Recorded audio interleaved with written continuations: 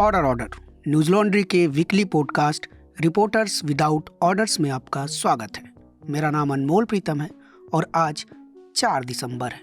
इस वक्त जब हम यह पॉडकास्ट रिकॉर्ड कर रहे हैं तब शाम के 8 बज रहे हैं और अभी तक की अपडेट यह है कि आज एनसीआर के नोएडा में एक तरफ जहां किसानों का प्रदर्शन चल रहा था तो दूसरी तरफ कांग्रेस नेता राहुल गांधी संभल जाने के लिए प्रशासन के साथ मशक्कत कर रहे थे।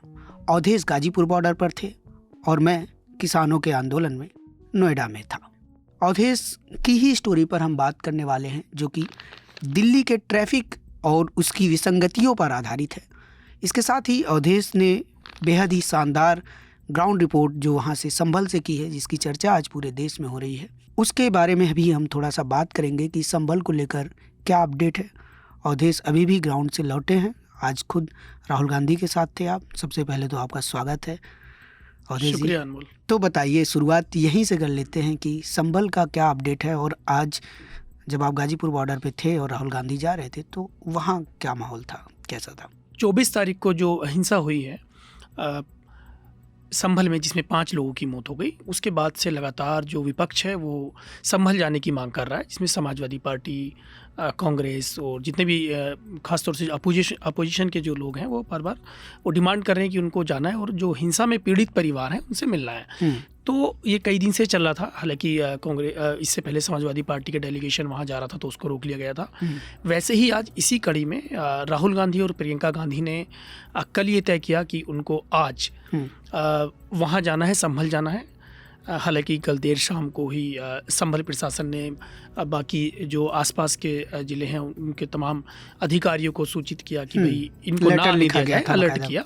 तो इसी बीच जो यूपी और दिल्ली का जो गाजीपुर बॉर्डर है वहाँ पर भारी बैरिकेटिंग थी। मैं वहाँ खुद मौजूद था।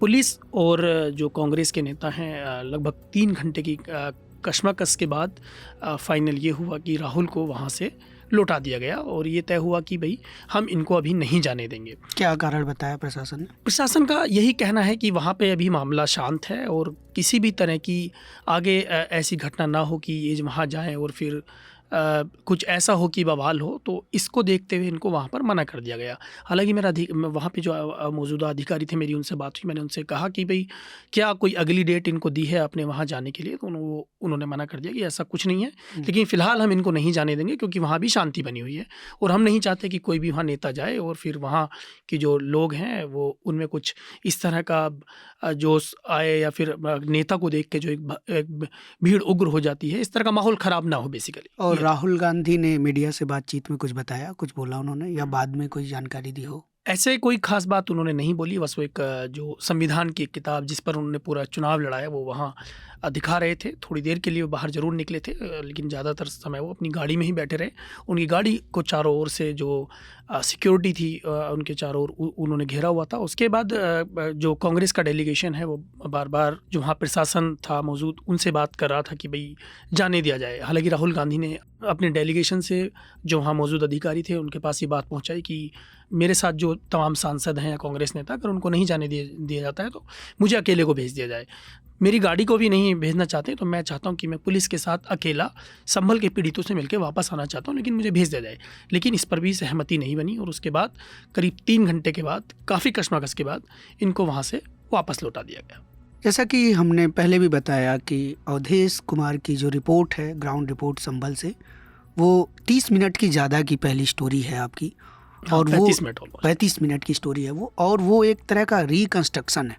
मतलब उसमें आप आगे से फिर पीछे की तरफ जाते हैं और देखते हैं, पहले उन वजहों को तलाशते हैं कि कैसे ये सब कुछ हुआ, उसका इम्पैक्ट क्या हुआ, और बहुत ही एक जो होता है कि तटस्थ होकर जो रिपोर्ट की जाती है, ग्राउंड पर जाकर न्यूट्रल होकर जो रिपोर्ट की जाती है और सच की परतों को खोलने का जो तरीका है अवधेश का, वो बहुत ज़्यादा मायने रखता है और उसमें एक संजीदापन दिखता है जो कि वहाँ पर बहुत सारे टीवी चैनल भी गए, बहुत सारे अखबार गए।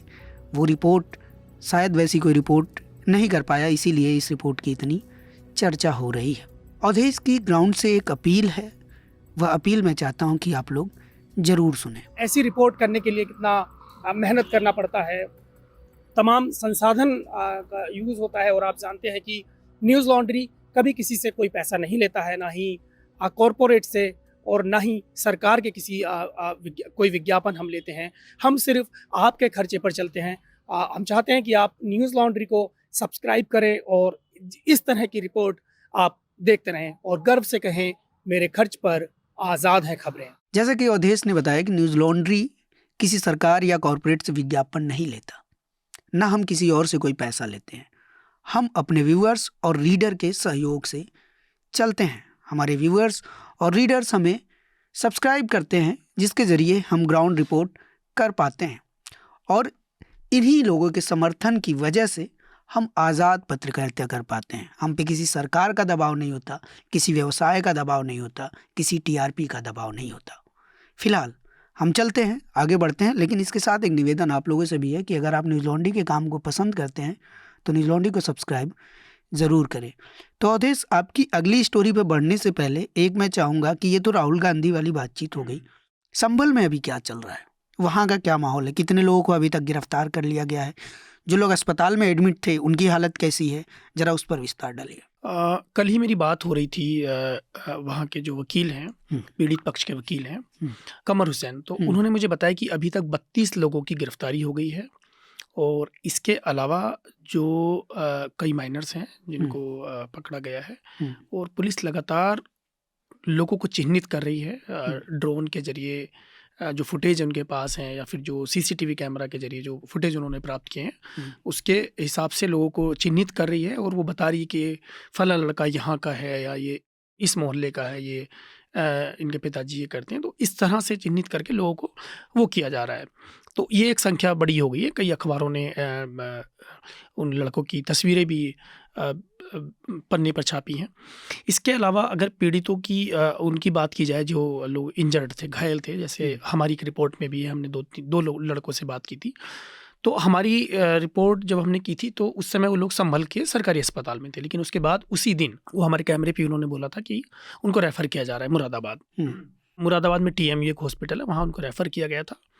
और हमारी रिपोर्ट के बाद ये हुआ कि जब वो रिपोर्ट काफ़ी वायरल हुई तो फिर पुलिस की निगरानी वहाँ बहुत ज़्यादा बढ़ गई और ये हुआ कि उनको किसी से मिलने नहीं दिया गया। हालांकि जो परिवार का जो लड़के थे, जो घायल लड़के थे, उनका परिवार मेरे संपर्क में था, लगातार वो मुझसे बातचीत कर रहा था। इस दौरान उन्होंने मुझे कई बात बताई कि उनको मिलने नहीं दिया जा रहा है, पुलिस वाले 24 घंटे पहरा दे रहे हैं उनके पास। वहाँ से उन्होंने कुछ मुझे वीडियो क्लिप भी भेजे, पहरा काइंड ऑफ की नज़र बनाए हुए हैं, नज़र कौन बनाए हुए मिलने हैं जा रहा है, उनको। क्या बात कर रहा है, ये सब मतलब उनका तो ये भी कहना था कि वो वॉशरूम भी जा रहे हैं तो मतलब उस पर भी नज़र है, कहीं भाग ना जाए या कुछ हो ना जाए। और घायल अवस्था में। हाँ, और दूसरी बात, उनके पैर में बेड़ियाँ पड़ी हुई थी। जो एक बेड होता है अस्पताल में, उससे बंधा हुआ था और उसके पैर में बंधा हुआ था। तो मतलब इतना डिस्टेंस होगा लगभग, वो मतलब आप सोच लीजिए कि पैर मोड़ भी नहीं सकते हैं आप, इस तरह की कंडीशन थी। तो उसकी बहन मुझे बता रही थी कि मेरा भाई चिल्ला रहा था, परेशान था, तो मैं रात को उसको कुछ लगा के आई हूँ, मतलब मल्हम लगा के आई हूँ ताकि उसको आराम मिले।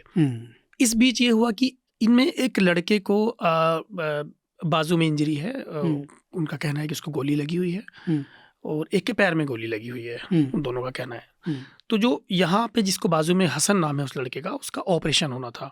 हालांकि वहाँ के ऑपरेशन के लिए फॉर्मेलिटीज़ भी पूरी कर ली गई। उनकी बहन है, वो पढ़ी लिखी तो नहीं है, लेकिन उनसे अंगूठा लगवा लिया गया कि इसका ऑपरेशन होना है। लेकिन बाद में ऐसा हुआ कि वहाँ मीडिया बहुत ज़्यादा पहुँचने लगा, क्योंकि हमारी रिपोर्ट जब आई तो उसके बाद काफ़ी मीडिया, तमाम मीडिया उस अस्पताल के बाहर इकट्ठा हो गया।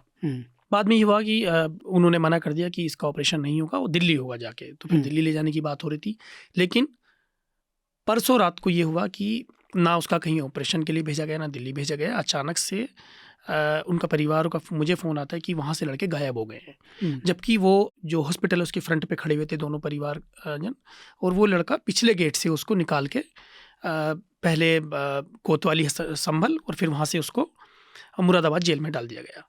तो इस बीच रात के करीब 10-11 बजे होंगे, तो मैंने वहाँ के SP को फ़ोन किया संभल के। तो जैसे ही मैंने नाम बताया तो वो पहचान गए तुरंत, बोले अच्छा वो आपने ही रिपोर्ट की है, ऐसे करके बोलने लगे।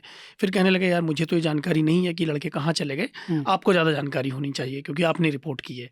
तो मैंने मजाक में कहा कि लेकिन पुलिस तो वहाँ संभल की थी, उसकी निगरानी में मुझे थोड़ी पता होगा। तो वो भी फिर थोड़े से मुस्कुराए। उन्होंने कहा कि ठीक है, मैं पता करता हूँ अवधेश, और मैं कल सुबह आपको ये बताऊंगा कि वो लड़के कहाँ गए हैं, क्योंकि ये जानकारी मेरी भी नहीं है कि वो लड़के वहाँ से कहाँ चले गए हैं। तो हालांकि मुझे उन्होंने इंडिकेट किया था, अगर वो ठीक होंगे, अगर वो बहुत ज़्यादा उनको अब मेडिसिन की ज़रूरत नहीं है तो उनको वहाँ भेज दिया जाएगा, जेल भेज दिया जाएगा। तो वही हुआ कि सुबह मुझे पता चला कि उनको दोनों को जेल भेज दिया गया। तो अवधेश जी, आपकी अगली स्टोरी पर बढ़ते हैं, जिसका नाम है अवैध वाहन, बिचौलिए और पुलिस। दिल्ली का ट्रैफिक किसी संगठित अपराध से कम नहीं।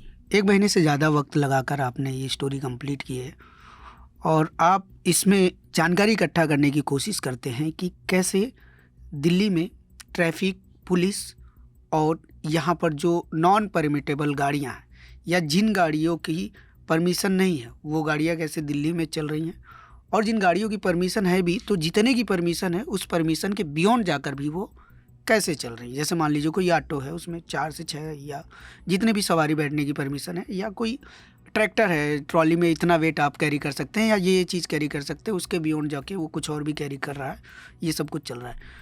तो ये सारी चीज़ें, ये कैसे काम करता है नेक्सस, और आप इसको जो कह रहे हैं कि दिल्ली का ट्रैफिक किसी संगठित अपराध से कम नहीं, ये क्या है पूरी कहानी? देखिए, इसको थोड़ा सा आपको ऐसे समझना होगा कि दिल्ली में बहुत ही ज़्यादा पोल्यूशन में इजाफा करने के लिए भी जो ट्रैफिक व्यवस्था है ये बहुत बड़ी भूमिका में है, ठीक है ना। क्योंकि हम देखते हैं कि जब आए दिन यहाँ पर जाम लगना है और ये सारी चीज़ें होती हैं, तो उसके लिए यहाँ जो वाहनों का आवागमन है उसमें बहुत सारे इनलीगल वाहन भी हैं।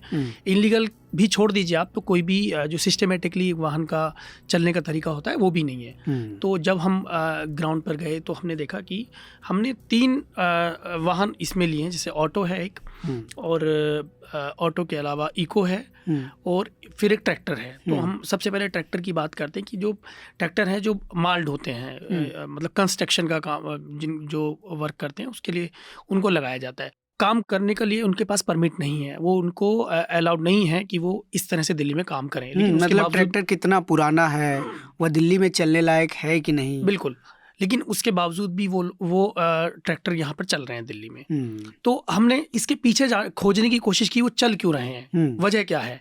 जैसे मैं दिल्ली में 50 सर्कल है, लेकिन मैंने नंद नगरी के एक सर्कल के जरिए पूरे दिल्ली की कहानी बताने की कोशिश की है, 50 सर्कल की। मतलब दिल्ली जैसा शहर जहाँ पे 2 लाख, करीब 2 लाख CCTV कैमरे हैं। हाँ बिल्कुल। 350 से ज़्यादा वो कैमरे हैं जो नंबर प्लेट की पहचान कर लेते हैं। बिल्कुल बिल्कुल। और 500 से ज़्यादा चेक पॉइंट है। उसके बावजूद ये सारी गाड़ियाँ दिल्ली में चल रही हैं। बिल्कुल। कैसे? देखिए, आप अगर नंद नगरी सर्कल में जाएंगे ना, तो वहाँ आप किसी भी चौराहे पर खड़े हो जाइए, आपको हर 2 मिनट, 5 मिनट, 3 मिनट में एक ट्रैक्टर जाते हुए दिखाई देंगे। आप खुद हैरान हो जाएंगे कि यार इतने ट्रैक्टर क्यों चल रहे हैं, लेकिन वो चल रहे हैं। उसके पीछे जब हमने पता करने की कोशिश की तो वहाँ बेसिकली क्या है कि ट्रैक्टर और पुलिस के बीच मीडिएशन का काम जो लोग काम करते हैं उनको तफ्तीशी बोलते हैं। मिडलमैन है। मिडलमैन। तो मैंने कहा तफ्तीशी क्या है? तफ्तीशी वो है जो पुलिस को ट्रैक्टर वालों से उगाई करके पैसा देता है। उसकी वजह पर फिर वो ट्रैक्टर चलते हैं। काइंड ऑफ वसूली भाई है वो। हाँ, वो वसूली भाई है। ट्रैक्टर से लेगा फिर पुलिस को देगा। 7 पॉइंट हैं। जैसे मान लीजिए आप किसी नंद नगरी सर्कल में मान लीजिए 7 रेड लाइट हैं या 7 पॉइंट हैं।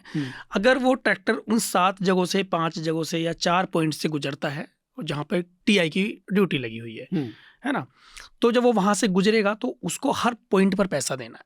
यानी उसका हर महीने का हर पॉइंट पर 2000 रुपये, 3000 रुपये ऐसे करके बंधा हुआ है। मान लीजिए वो 5 पॉइंट पे गुजर के गया, अपना ट्रैक्टर लेके गया, तो उसको हर महीने 10,000 रुपये देना होगा। 10,000 रुपये उनको दे रहा है और फिर वो ट्रैक्टर चला रहा है, उसके ट्रैक्टर को कोई रोक ही नहीं सकता। तो क्या ये जो पेमेंट 10,000 की होती है वो जितनी बार वो गुजरते हैं उतनी बार उनको देना होता है, या ये एक बार में मंथली पेमेंट हो जाता है? ये महीने का है। लेकिन आप ऐसे सोचिए ना, लेकिन ऐसे हजारों ट्रैक्टर चल रहे हैं, तो ये पैसा कितना बड़ा अमाउंट है ये। तो ये जो हजारों ट्रैक्टर चल रहे हैं, आप कह रहे हैं मंथली एक पेमेंट 10,000 की हो गई। मान लीजिए एक ट्रैक्टर है जो परमिटेबल नहीं है, उसने 10,000 पे कर दिया तब CC को, तब CC ने पुलिस को उसका हिस्सा दिया, और अब वो 1 महीने चलेगा। 1 महीने उसको रोके ना, इसके लिए क्या इंतजाम है कि मतलब ट्रैफिक पुलिस कैसे जानेगी कि इसको जाने देना है? हाँ, जाने देना है।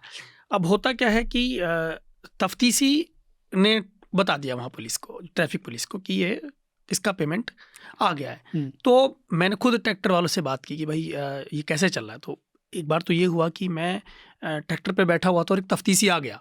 उसने आगे से आके स्कूटी लगा दी और बोला यार यहाँ तो पुलिस भी नहीं आती, तुम कहाँ से आ गए? मैंने कहा पुलिस मतलब? कह रहा मेरा ये सर्कल है और यहाँ पर पुलिस नहीं आ सकती, मैं इतना खुश रखता हूँ उनको। मतलब बोला मुझसे कि वो इतने खुश, मैं खुश करके रखता हूँ। मुझसे कह रहा ये मेरे साथ चलिए, आप कहाँ चक्कर में पड़े, सब वीडियो खुश कर देता हूँ। ये वीडियो छोड़िए आप। मैंने कहा भाई ये मैं अपना काम कर रहा हूँ, मैं तो बस जानना चाह रहा था ऐसे कि कैसे ये आप लोग काम करते हैं।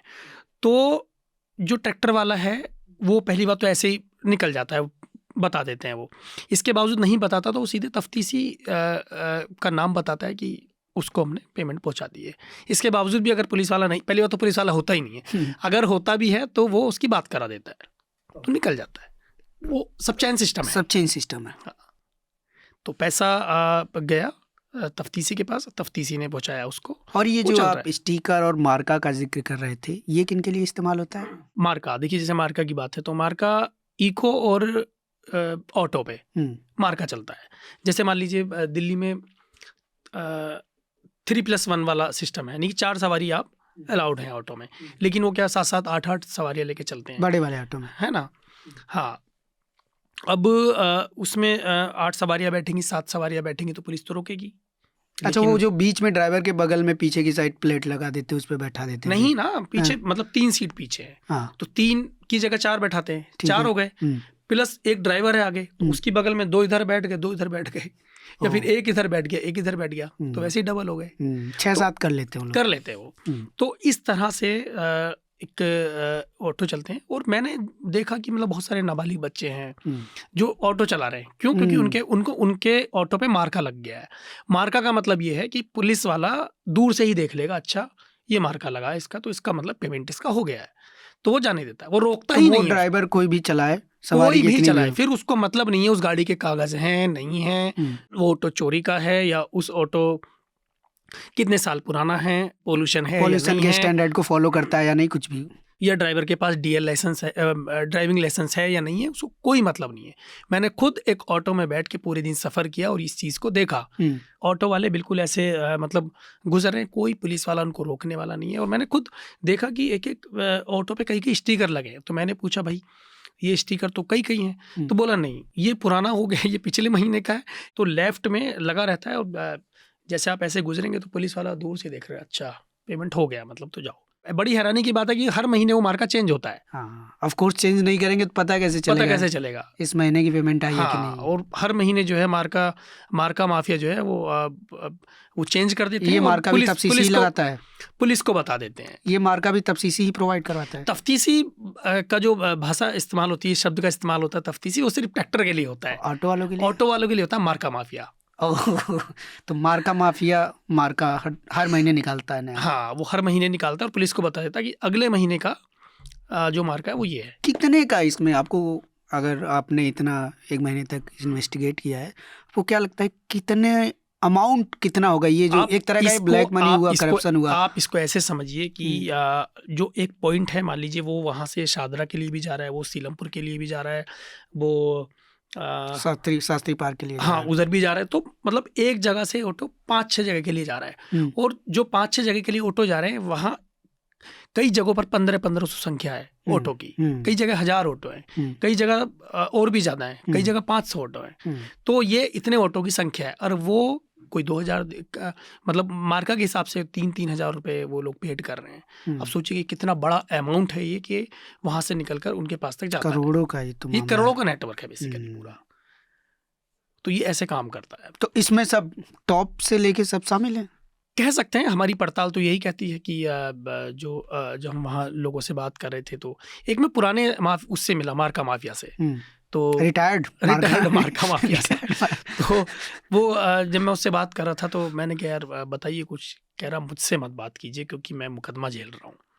मैंने क्या हो गया? बोले मैं भूतपूर्व मार्का माफिया हूँ और मैं इसी मामले में एक मुकदमा झेल रहा हूँ क्योंकि पुलिस वालों से मेरा झगड़ा हो गया था, तो मुझे इस मामले में जेल जाना पड़ा था। इस वजह से मेरा वो काम सारा छूट गया। लेकिन मुझे सब पता, तो उसने मुझे बड़ा ब्रीफ तरीके से समझाया कि कैसे ये प्रोसेस पूरा काम करता है, कहाँ से कहाँ तक पैसा पहुँचता है, बहुत डीपली उसने मुझे समझाया। वो है, हमारी स्टोरी में जिक्र है उसका। तो भूतपूर्व मार्का माफिया जिस तरह से बता रहे हैं कि उन्होंने पुलिस से पंगा लिया और मतलब मुकदमा हो गया, उनके ऊपर जेल जाना मुकदमा पड़ा। हो गया, तो फिर उसका वो काम छूट गया।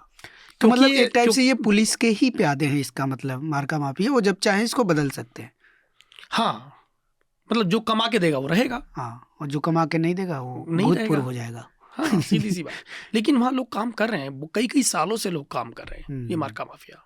और ये कोई छोटा मोटा ये लोग नेटवर्क कौन नहीं है। होते हैं मार्का माफिया? यूजली नेता देखिए, होते हैं, बिल्डर ये होते हैं। बेसिकली वहाँ के दबंग लोग हैं जो मतलब इस तरह का काम करते हैं, और बाकायदा जिनको बार्गेनिंग करनी अच्छे से आती होगी भी।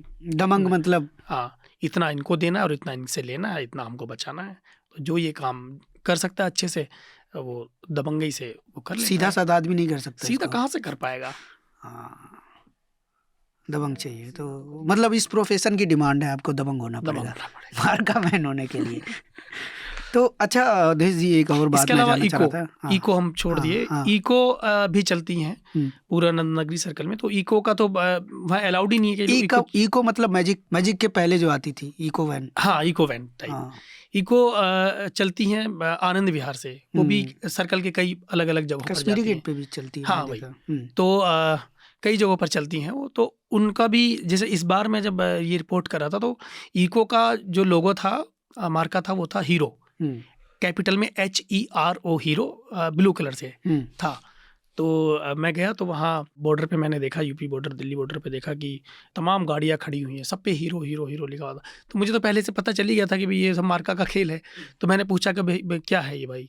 तो एक ने कह दिया कुछ नहीं, ये सहूलियत के लिए है। मैंने कहा सहूलियत मतलब कि कुछ नहीं, बस आवागमन थोड़ा ठीक रहे। तो बहुत बड़े अच्छे से कह रहा था। तो मैंने कहा इसका लिए पैसा वैसा जाता है? अरे वो छोड़िए सब सारी बातें। तो हीरो था, तो उसके लिए भी जो है इको चलाने के लिए भी आपको ठीक ठाक पेमेंट करना पड़ता है, उसके बाद आप इको चला पाते हैं। और मेरी हर किसी से और बातचीत ये है भी इसमें। बदलता है हर महीने, ये भी हर हीरो से महीने विलेन भी हो सकता हाँ। है इसी महीने। और मेरी रिपोर्ट में मैंने ट्रैक्टर जो चलाते हैं उनसे बातचीत की, हालांकि बहुत मुश्किल था बात करना, उनसे चीज़ें निकलवाना नहीं, मैंने बहुत देखा मुश्किल यहाँ था। पर आपका वीडियो, लेकिन फोटो देख रहा हूँ, आप लेकिन ट्रैक्टर पे बैठ के बहुत इत्मीनान से बात कर रहे हैं। तो ट्रैक्टर जो लोग चलाते हैं उनसे मैंने बातचीत की, जो ऑटो चलाते हैं उनसे मैंने बातचीत की, जो इको चलाते हैं मैंने उनसे बातचीत की। इस बीच मैंने कुछ मार्का माफियाओं को पकड़ा, थोड़ा जानने की कोशिश करी, चाहे वो पूर्वी हों, बाद में काम किया हो, उनसे जानने की कोशिश की। तफ्तीशियों से मैं मिला, तो उनसे बातचीत करने ये की कोशिश सारी जो बातें आप कह रहे हैं, ये तो इस पक्ष से हुआ, मार्का माफिया जो लोग पे कर रहे हैं उनसे। क्या ट्रैफिक पुलिस में किसी बड़े अधिकारी से बात हुई या किसी पूर्व अधिकारी से बात हुई जिन्होंने बताया कि हाँ ये सच है या नहीं है, या इसमें कितना सच है कितना कहानी है? मैं उस सर्कल के डीसीपी के पास गया, और जब मैं वहाँ पहुँचा तो करीब 1-1.5 घंटे तक मेरी बातचीत हुई। और मैं उनसे गुजारिश करता रहा कि सर मैं ये स्टोरी कर रहा हूँ, मैं आपसे बातचीत करना चाहता हूँ। तो उनका यही कहना था कि पहले मुझे दिखा दो कि स्टोरी कर क्या रहे हो। तो मैंने कहा भाई स्टोरी जब पब्लिश होगी तब स्टोरी दिखाई जाएगी। बोले नहीं, पहले मुझे फुटेज दिखा दो कि स्टोरी कर क्या रहे हो, कि मैं कुछ बोल दूँ और तुम कुछ और लिख कर दो। तो मैंने कहा नहीं, वो टेक्स्ट भी जाएगा, वीडियो भी जाएगा, मुझे थोड़ा बोले तो जो टेक्स्ट लिखा है आपने मुझे पढ़वा दो।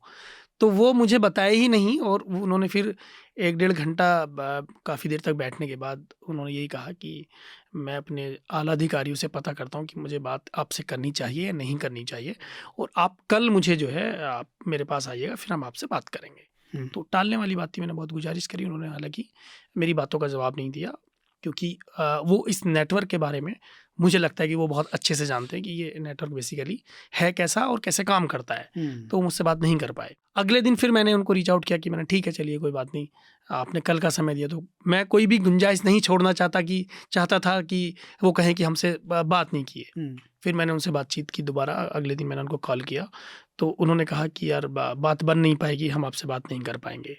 मैंने ठीक है सर, मेरे कुछ सवाल हैं, मैं आपको मेल कर देता हूँ, व्हाट्सएप पर भी भेज देता हूँ, आपको बेहतर लगे तो जवाब दे दीजिएगा, मुझे इंतज़ार रहेगा।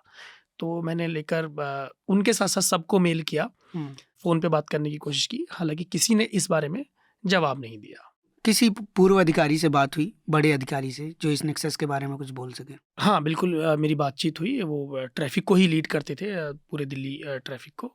उनसे मेरी बातचीत हुई और उन्होंने ये बात स्वीकार भी करी कि हाँ इस तरह का जो नेटवर्क है वो काम करता है। इस तरह के लोग हैं जो अवैध वाहनों को यहाँ बढ़ावा देते हैं और वो लोग काम करते हैं। और उन्होंने बहुत ही स्पष्ट मुझसे बात कही कि अगर दिल्ली ट्रैफिक पुलिस के अधिकारी ये चाह लें कि ऐसा ना हो तो हरगिज़ नहीं होगा। उन्होंने ये भी कहा कि जब मैं अपने कार्यकाल में था तो मैंने बहुत कोशिश की इन सब चीज़ों को रोकने की और उसका रिजल्ट भी आया। और उन्होंने एक बात बहुत ही स्पष्ट कही कि मतलब कि जो इस तरह का काम कर रहे हैं उन अधिकारियों के खिलाफ भी जांच बैठनी चाहिए, क्योंकि बहुत सारी ऐसी यूनिट होती हैं कि जो ऐसे अधिकारी इन चीज़ों को बढ़ावा दे रहे हैं उनको भी एक्सपोज किया जाना चाहिए, जिस वजह से ये सब चीज़ें रुक भी सकती हैं। तो पूरी स्टोरी हम आपको यहाँ नहीं बता सकते। ये पूरी स्टोरी पढ़ने के लिए और इस पूरे नेक्सस को समझने के लिए आपको न्यूज़ लॉन्ड्री की वेबसाइट पर जाना होगा और इस पूरी स्टोरी को आप हिंदी और इंग्लिश दोनों भाषाओं में पढ़ सकते हैं। लेकिन ज़रूरी ये है कि आपको इसको पढ़ने के लिए न्यूज़ लॉन्ड्री को सब्सक्राइब करना पड़ेगा, क्योंकि यह पेवॉल के पीछे है। पेवॉल के पीछे है। पेवॉल के पीछे होने का मतलब है कि ये वो स्टोरी होती है जिनमें हमारा काफ़ी संसाधन, समय और मेहनत लगती है। और आपको हमने पहले भी बताया कि न्यूज़ लॉन्ड्री किसी से विज्ञापन नहीं लेता, तो ये जो संसाधन, समय और मेहनत लगता है, इन सब के लिए सिर्फ और सिर्फ हम आप लोगों पर निर्भर हैं। ऐसी और तमाम स्टोरीज़ जो हमारे रिपोर्टर्स लगातार कर रहे हैं, ये करते रहें, इसलिए आप न्यूज़ लॉन्ड्री को सब्सक्राइब ज़रूर करें। खैर, हम अब इसके अगले सेक्शन पर चलते हैं और अब ये वक्त है रिकमेंडेशन का। अवधेश जी, आप क्या रिकमेंड करना चाहेंगे? तो जैसा कि आप जानते हैं, हमारा एक वीकली शो है न्यूज़ सेंस, जो मनीषा पांडे हर सप्ताह करती हैं। इस बार वो देखना चाहिए, कुछ खास है उसमें, मैं नहीं बताऊंगा कि क्या है। मीडिया क्रिटिक के साथ साथ संभल को लेकर भी, उसकी हिस्ट्री को लेकर भी उसमें काफ़ी बातचीत हुई है। तो मुझे लगता है कि वो शो इस बार देखा जाना चाहिए। अनमोल, तो मैं चाहूँगा कि आप भी अपना रिकमेंडेशन दें। अगर आपने अब तक अवधेश की संभल की रिपोर्ट नहीं देखी होगी तो मैं रिकमेंड करूँगा कि उसको आप लोग ज़रूर देखिए। ये सिर्फ इसलिए नहीं मैं बता रहा हूँ कि वो एक रिपोर्ट है, वह हमारे समय का एक डॉक्यूमेंटेशन है। वो इस चीज़ को दर्ज करता है कि जब इस देश में सैकड़ों मीडिया संस्थान हैं, दिल्ली से बस महज थोड़ा दूर पर ये घटना होती है, और कैसे एक पूरा इतना बड़ा सिस्टम मीडिया का, जिसे देश का चौथा खंभा कहा जाता है, वो चीज़ों को अनदेखा कर देता है और आपको सिर्फ वो दिखता है जो वो दिखाना चाहता है, सच नहीं दिखता। तो इसलिए भी आप किसी को पसंद करते हो या ना पसंद करते हो, लेकिन आपको अपनी जानकारी दुरुस्त करने के लिए अवधेश कुमार की वो रिपोर्ट ज़रूर देखनी चाहिए। फिलहाल अभी तक के लिए इतना ही, मिलेंगे फिर अगले पॉडकास्ट में। Journalism at News Laundry is powered by the public, because when the public pays, the public is served. Visit newslaundry.com/subscription and pick a payment plan of your choice. Pay to keep news free and independent. Your future, and indeed the future of democracy, depends on it.